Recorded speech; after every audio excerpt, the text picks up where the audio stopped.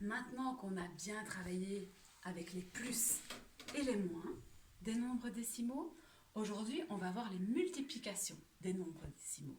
Ok? On est parti pour les fois. Alors, je vais chaque fois te donner un calcul de base où il n'y a pas de virgule. Et en fonction de cette réponse-là, tu vas voir, on va jouer avec la virgule après. Ok? Si je te dis par exemple 12 fois 6, alors soit tu connais la réponse tout de suite et tu la notes, soit c'est un petit peu plus difficile et tu fais la distributivité comme on a appris avant. Donc je vais d'abord faire 10 fois 6, c'est-à-dire 60, plus 2 fois 6, c'est-à-dire 12. Donc 12 fois 6 en tout, ça te fait 72. Jusque-là, je ne t'apprends rien. Ce que je vais te demander de faire, compare un petit peu ce calcul-ci par rapport à celui-là.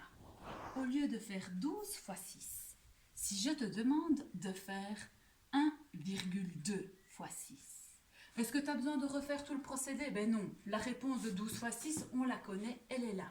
Moi, ce qui m'intéresse, c'est les changements de place au niveau de la virgule. 1,2 par rapport à 12, c'est 10 fois plus petit. Regarde, qu'est-ce qu'elle a fait la virgule? 12, en fait, c'est comme si j'avais 12, rien du tout. Ok? Ma virgule, ici, elle se retrouve là. Tu es d'accord? Entre le 1 et le 2. Qu'est-ce qu'elle a fait, ma virgule, du coup? Elle a fait ça. Cloups! On l'a avancée d'un rang vers la gauche. Ok? Eh bien, une fois que tu as compris ça, pour la réponse, ça va être exactement la même chose par rapport au 72. Regarde. Si 12 fois 6, c'est 72, 1,2 fois 6, c'est 10 fois plus petit. J'avance ma virgule d'un rang à gauche. Eh bien, pour la réponse, c'est pareil. 72, c'est comme si c'était 72, rien du tout. Je l'avance d'un rang vers la gauche. Cloup, ma virgule, elle se retrouve là.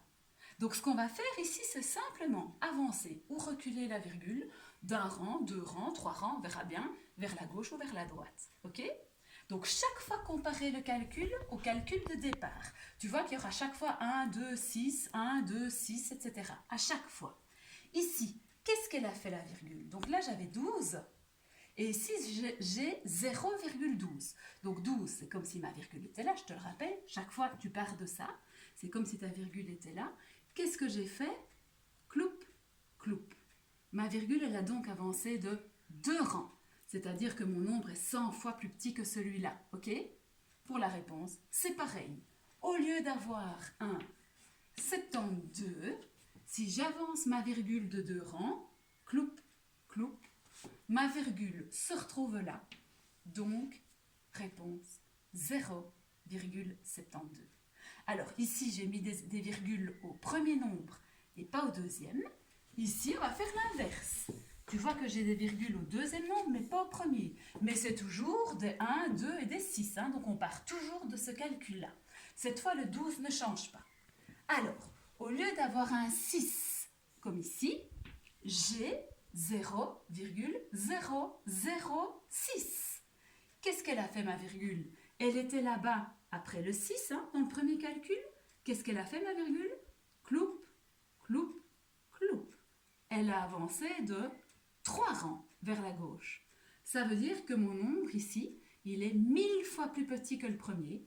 Du coup, pour ma réponse, pareil, elle va être 1000 fois plus petite que 72. Donc, si ma virgule est ici, hein, 72, je te rappelle que c'est 72, rien du tout, c'est comme si la virgule était là, elle avance de 3 rangs. 1, 2, 3. Ma virgule va se retrouver là, mais du coup, qu'est-ce que je fais? Je rajoute un 0 là, un 0 là, et ma réponse, 0,072. C'est bien 1000 fois plus petit que 72. Ok? Un dernier exercice. C'est toujours le même principe. Hein? Donc, au lieu d'avoir un 6, j'ai 0,6. Qu'est-ce que j'ai fait avec ma virgule, qui était censée être là au départ? Cloup. Je l'avance de 1 rang vers la gauche. Je fais pareil avec ma réponse. Donc, au lieu d'avoir 72, si j'avance d'un rang, cloup, je me retrouve avec 7,2. Ok?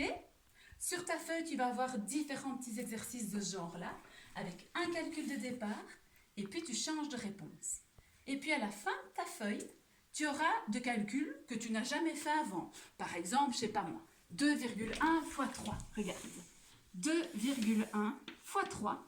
Et tu dois trouver la réponse directement. Qu'est-ce que tu fais?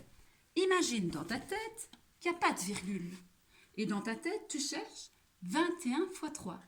21 fois 3, ça me fait 63. Ok? Mais elle est là, la virgule. Donc, qu'est-ce que je fais avec la virgule? Cloup, je l'avance de un rang vers la gauche. Pareil avec ma réponse comme on avait vu tout à l'heure. Cloup, je l'avance de un rang vers la gauche. Ok? Si tu l'avances ici de 2 rangs, tu l'avanceras de 2 rangs. Si tu l'avances de 3 rangs, tu l'avanceras de 3 rangs.